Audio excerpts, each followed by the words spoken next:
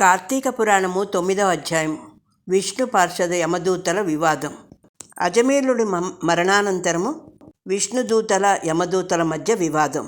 అజమీలుడిని యమదూతలు నరకానికి తీసుకెళ్తున్న సందర్భంగా విష్ణుదూతలు వైకుంఠం నుండి వచ్చి, మీ ప్రభువు యమధర్మరాజు ఎటువంటి పాపాత్ములను తీసుకురమ్మని మిమ్మల్ని పంపించాడు అని అడుగగా, అప్పుడు యమదూతలు వేదోక్త సదాచారములు విడిచి వేదశాస్త్రములు నిందించువారు, గోహత్య బ్రహ్మహత్యాది పాపములు చేసినవారు, పరస్త్రీలు కామించినవారు, పరాన్నభృక్కులు, తల్లిదండ్రులు, గురువులను, బంధువులను, కులవృత్తిని తిట్టి హింసించువారు, జీవహింస చేయువారు, దొంగ పద్ధతులతో వడ్డీలు పెంచి ప్రజలను పీడించువారు, ఇటువంటి అందరినీ కూడా, మరియు శిశుహత్య చేయువారు, ఇటువంటి అందరినీ కూడా వారు మరణించగానే తన కడుకు తీసుకురమ్మని నరకమందు పడదోసి దండింపుమని మా యమధర్మరాజు గారి ఆజ్ఞ అని చెప్పెను. ఈ అజమీలుడు బ్రాహ్మణుడై పుట్టి దురాచారంలోనే కులభ్రష్టుడే, జీవహంసలు చేసి కామాంధుడే, వావి వరుసలు లేక సంచరించిన పాపాత్ముడు. వీనిని విష్ణులోకమును ఎట్లు తీసుకుని పోవుదురని అడగగా, విష్ణుదూతలు, నీకు ధర్మసూక్ష్మములు తెలియవు, ఆ ధర్మసూక్ష్మములు ఎటువో వినుడు.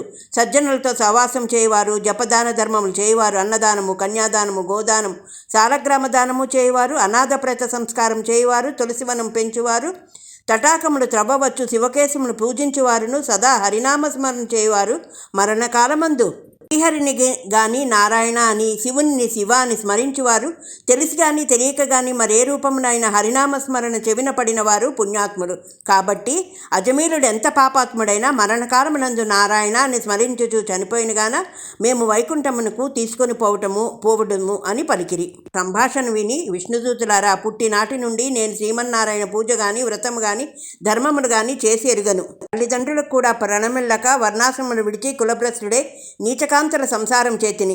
కుమారుని అందు ప్రేమతో నారాయణ అని అన్నంత మాత్రమున నన్ను వైకుంఠమును తీసుకొని పోవచ్చున్నారు. ఆహా, నేనెంత అదృష్టవంతుడు! నా పూర్వజన్మ సుకృతము, నా తల్లిదండ్రుల పుణ్యఫలమే నన్ను రక్షించిన పలుకుతూ సంతోషంగా విమానమెక్కి వైకుంఠముకేగెను. కనుక అవసాన దశయందు తెలిసి తెలియక శ్రీహరి నామమును గాని జపించిన ఎడల సకల పాపములు నశించి మోక్షం పొందెదరు. ఇది ముమ్మాటికి నిజం. ఓం నారాయణాయ నమః. ఓం నమః శివాయ. కార్తీక పురాణము 9వ అధ్యాయము సంపూర్ణం.